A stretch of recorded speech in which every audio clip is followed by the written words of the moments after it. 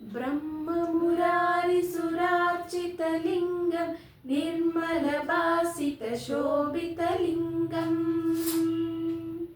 जन्मजदुःखविनाशकलिङ्गं तत्प्रणमामि सदा शिवलिङ्गम् देवमुनिप्रवरार्चितलिङ्गं कामदहनकरुणाकरलिङ्गम्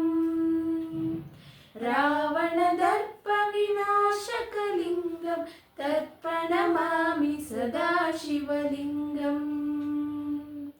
सर्वसुगन्धसुलेपितलिङ्गं बुद्धिविवर्धनकारणलिङ्गम्